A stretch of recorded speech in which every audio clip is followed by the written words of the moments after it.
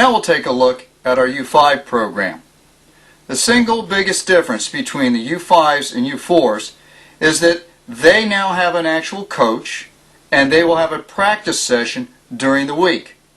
We're going to focus here on the game situation that they have, or the game setup that they have on Saturdays.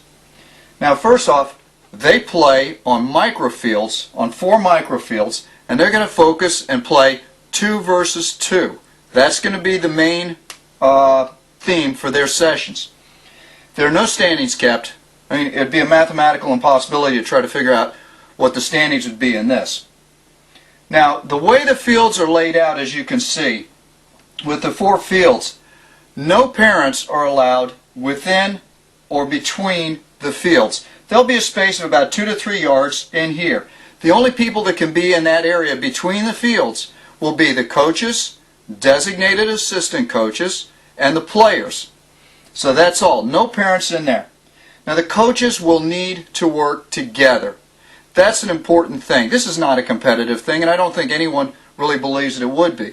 So the coaches need to work together, and one of the key things they'll need to do is sort of monitor the fields so that they can keep a balance between the games. In reality, some of the kids are going to be a little stronger, a little better, a little quicker, a little faster than some of the others. And the coaches should work together to try to make sure that each field has a balance between these better players and the ones that are not quite so better. So, for example, on field 1 would be the 2 strongest, fastest players against the 2 strongest, fastest players. On field 4 would be maybe some newbies, kids that are just getting into the program, very shy, not sure what's going on, and they'll have an opportunity to just sort of walk through things on their own. Now, the 2 versus 2 thing, it's going to fall apart here in just a second because we do have free substitutions. Why do we have free subs? Because this is what's actually going to happen. During the course of the game, little Jane over here, she's going to want to go over and see that new puppy that they just brought.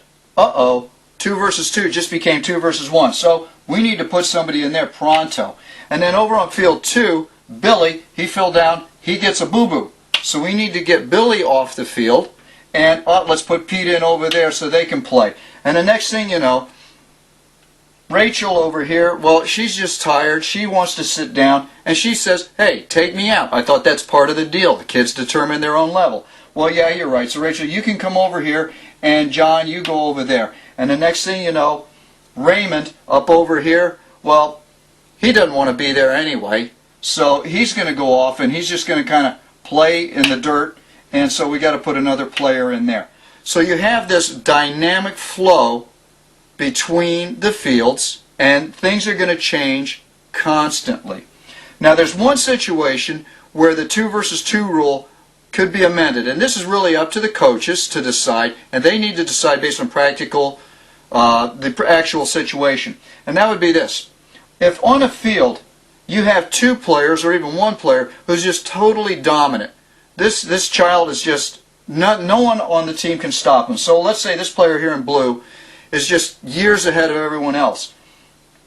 They could even play 1 versus 2. It wouldn't matter. In that case, in that situation, might be able to put a 3rd red player on the field to help balance things out and to try to establish a little bit of equity in the game and also make it harder for that superstar at this age to work.